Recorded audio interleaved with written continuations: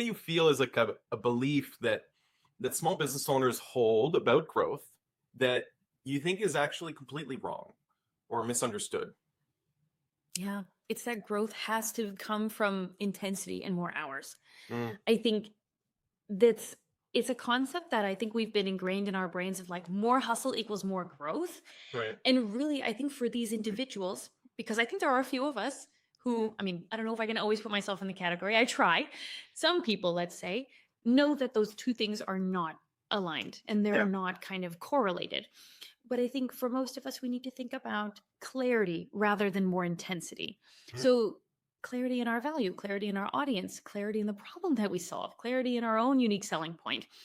But often, what this requires of us is to actually slow down, Mhm. take a step back, take a deep breath, look at things from a bird's eye view. I Interesting. think Yeah. in tandem with this is really being clear, back to clarity, about our definition of growth and our definition of success. So this can be done on an organizational basis, like for your business, or it could be done on a personal basis. But if you don't have your own personal definition, you're kind of just going wherever the wind blows you, and that's going to lead to more intensity, more hustle. Mhm. But for example, as let's call it an extreme example, some people actually open their own businesses because they want to be lifestyle entrepreneurs and they want to just lead life in a certain way. If you didn't scope out that definition, you could very easily find yourself, okay, well, I'm going to make more money next year. But that was never the intention to begin with. Yeah. That more money will give me a better lifestyle if I work really. And it's like, wait, no. But then if you keep doing that, you'll never add for each. The less about it. Like, yeah, yeah.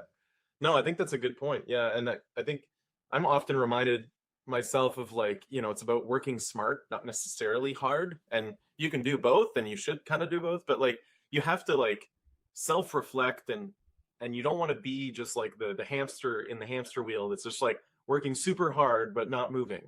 Like you want to Exactly. make sure you're actually going in the right direction because there's so many people in this world who actually work unbelievably hard, but then Mm-hmm.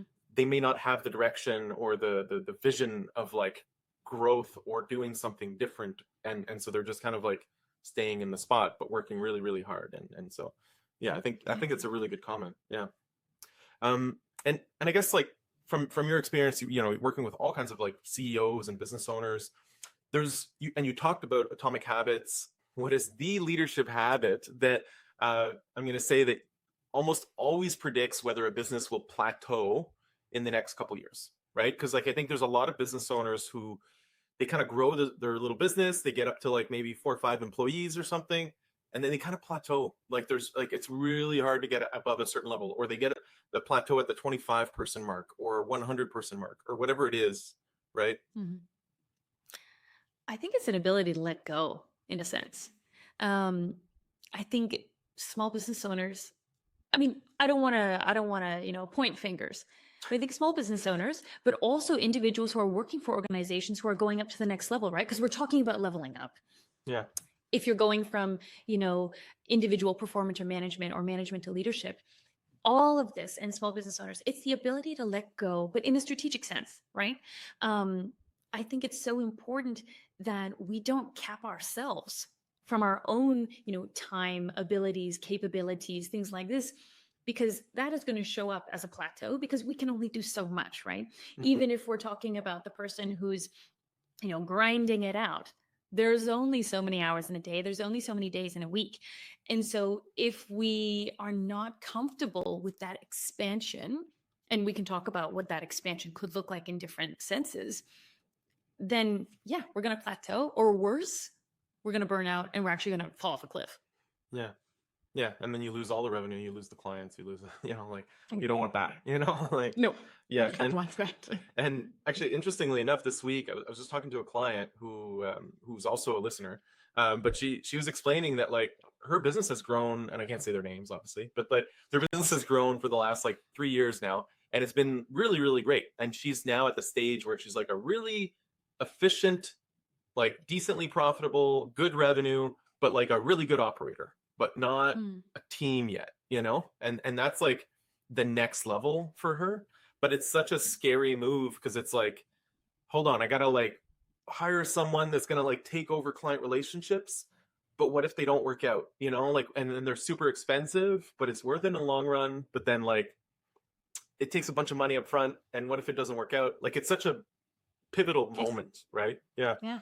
And so I guess like what would you share in that experience? Or because like she's in a kind of a situation where I think, in my opinion, that if she does it right, she could double revenue pretty quickly, right? Like it's just about kind of changing, I guess, like how the staffing works. What would you recommend in that kind of situation? Like, I mean, I think you've already kind of alluded to it.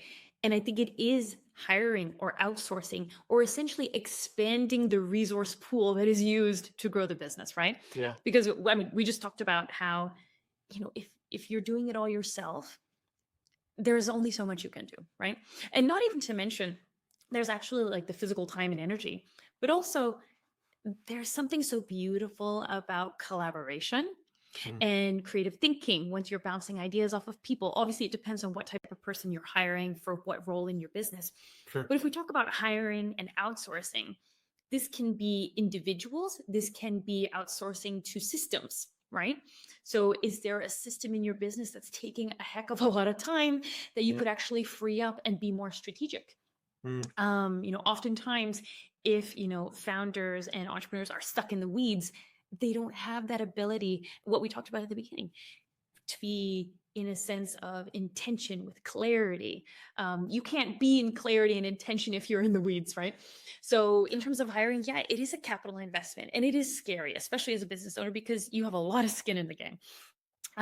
So maybe you're not quite ready to have that monthly capital investment of committing to hiring somebody.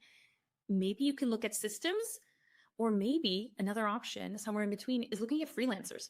right, There's a lot of great and very talented freelancers. Sometimes you have to kind of dig through the pile to find the right fit for you, but it's not, when you're working with a freelancer, it's not as scary because you're not committing to a monthly retainer or a monthly salary for somebody.